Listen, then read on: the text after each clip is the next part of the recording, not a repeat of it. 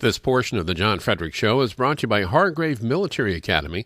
Attend an educational and informative open house event at Hargrave Military Academy in Chatham, Virginia. For more information, visit online at hargrave.edu. Hargrave Military Academy. Build his future. Joining us now is Virginia's Lieutenant Governor, Republican Bill Bolling. Lieutenant Governor, always a pleasure to have you on, sir. Hey, John, good morning. I've never been on a segment sponsored by a funeral home before. I know. That's what we got to do that planning thing, you know? Absolutely. That's good. It's the first time. And I'm following the bowling plan. I quit smoking. It's been a month. I know that you've already been way beyond that, but now I'm on your diet. I called up Ibby. I got your diet. I'm on that. I got to eat vegetables, detox. Good, pretty soon I'm going to be just... it works. I tell you, I was never a smoker, but was never as physically active as I should be, and just ate too much. And because of that, just gotten overweight. But just watching what you eat and getting a little exercise, I walk a couple miles a day and have lost about 40 pounds. So, yeah, it's good. I say I'm just doing my part to reduce the size of government in Virginia. There you go. You're looking svelte, and that's why you're my poster boy. I got to lose that 40 pounds, so I'm all over it. And thanks for the inspiration on that. Let's go to the Virginia gubernatorial race. A lot of people in Virginia and nationally, like me, follow Larry Sabato. He's right more often than he's not. So, you get a reputation after a while. After the holiday came out, he says, here's a deal. He's taking the race for governor from the toss-up column to leaning McAuliffe. And he said that there was a lot of factors. He said McAuliffe has managed to make the prospect of a Governor Cuccinelli seem nefarious, while Cuccinelli has not really succeeded in getting the green tech and the EB-5 visas thing to tie to McAuliffe. What do you make of this? Well, I read his article in his crystal ball column, and I think at this point in the campaign, I would say he's right on target. I mean, if you look at the polls that have been out there, and I always like to remind people, polls don't vote. People vote. It still comes down to who turns out at the polls on Election Day. But if you look at the polls that are out there to see where is the campaign trending, you got to say it's trending at this point in McAuliffe's direction. There were 4 polls out last week that I saw. One had McAuliffe up by 6, one by 7, one by 8, one by 10. Mm-hmm. Now, the 10, I think, is an outlier. I think it's probably a 4 to 6 point race in McAuliffe's favor at this point in time. And I think to turn that around, 2 things have to happen. Number one, I think Cuccinelli just has to do a much better job getting his people to the polls on Election Day, and it's possible. This could be a very low voter turnout race, and I think the lower the voter turnout, the more it benefits Cuccinelli. So if you're looking at a 35 to 40% voter turnout, I think Cuccinelli can win. If you're looking at a 40 to 45 or more % voter turnout, then I think the advantage probably shifts to McAuliffe. So turnout will be a key. And then the other thing, John, that I think you need to watch, I think, and Cuccinelli's got people a lot smarter than me advising him on these things. I think he's got to dramatically change the tone of his campaign. In the first 2 or 3 months of the media war, this has been a constant barrage of negative ads. McAuliffe attacking Cuccinelli, Cuccinelli attacking McAuliffe, and Cuccinelli has lost that exchange.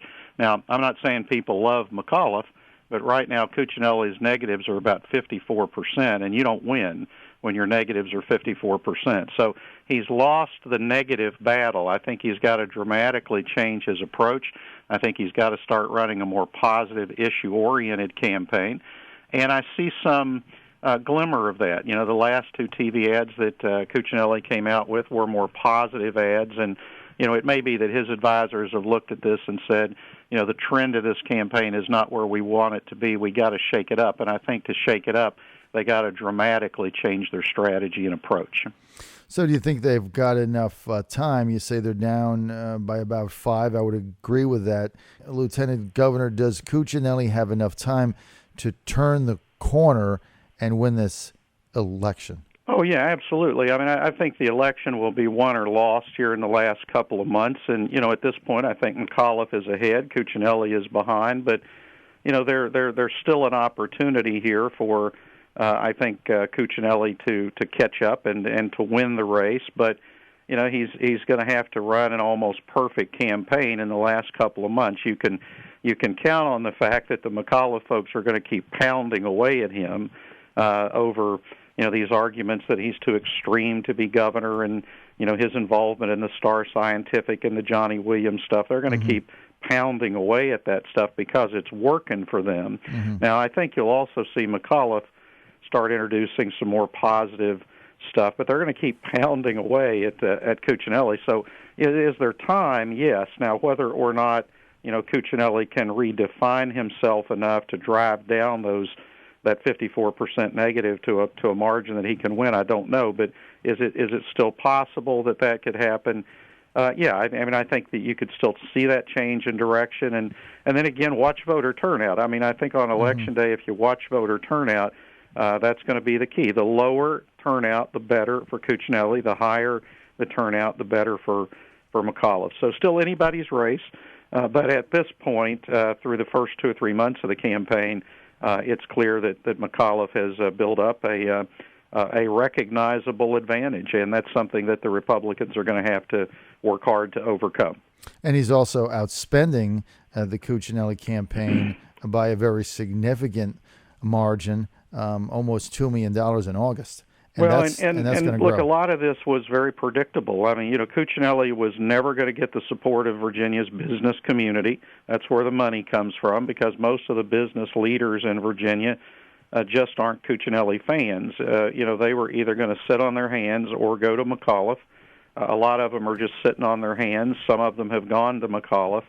So it was clear that McAuliffe was always going to raise a lot more money, and he has. And it was clear. I mean, anybody with a head on their shoulder should have seen this coming. I mean, you knew the attacks that the Democrats were going to launch against Cuccinelli. So nothing about the way the campaign has gone up until now has been surprising to me. It's gone kind of the way I thought it would probably go. But it's not too late to turn it around. To turn it around, though, and I want to emphasize this again, I think Cuccinelli's it's got to be a totally different strategy. If they keep doing what they've been doing, they will lose this race. It's got to be a totally different strategy. They're going to have to take some big risks, and I think the risks they're going to have to take is to move away from this, attack-style campaign and move into a more positive campaign. It's not right now, John, that a lot of people love Terry McAuliffe. It's that they dislike Cuccinelli more than they dislike McAuliffe. So Cuccinelli's got to give people a reason to vote for him. And up until now in this campaign, he really just hasn't been able to do that. Lieutenant Governor, there's no question here when you look at the polling numbers, the amount of time and effort and money the Cuccinelli campaign has spent on trying to paint McAuliffe as a quote-unquote quote creep, tying him to this green tech car company in Mississippi, all the effort they put into EB-5 visas. I have to say I was one of the commentators saying 30, 60, 90 days ago I didn't think it would work. I think it was a fatal attraction obsession they had. Now the polls are proving it out. It's just not sticking, right? Yeah, it's not. It's not that it's not sticking, but it's that the stuff McAuliffe is attacking Cuccinelli on is sticking more. And the political consultants sometimes, John, I think they knew that the Democrats were going to attack Cuccinelli and try to paint him as being too extreme to lead Virginia. So their strategy was, well, we've got to attack back. And although people may not like us, if they don't like him, it's a wash. And I think that's the strategy that's played out. And the problem is that Cuccinelli has lost that exchange. McAuliffe's negatives are also very high.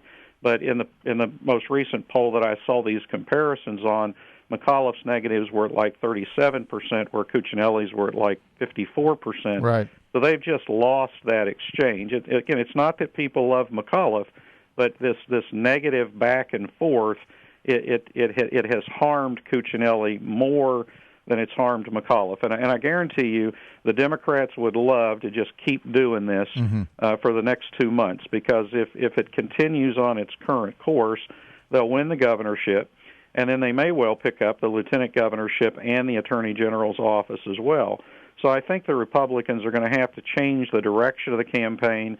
To change the direction of the campaign, given everything else that's going on right now, I think they've got to change the tenor of the campaign. Mm-hmm. And I'm sure the consultants are telling these guys, oh, you can't do that. You just got to keep attacking. And all I can tell you is it's not working. Mm-hmm. And I think what Cuccinelli has to do, and I've said this from the beginning, he has to redefine himself. Mm-hmm. You know, whether Republicans agree with it or not, there are an awful lot of people out there that view Ken Cuccinelli as being too extreme to be governor of Virginia. He has to redefine himself, and you're not going to do that by just attacking your opponent. You've got to do it as he's tried to do in a couple of these recent ads, and I've acknowledged those ads. I think it's the right direction for Cuccinelli's campaign.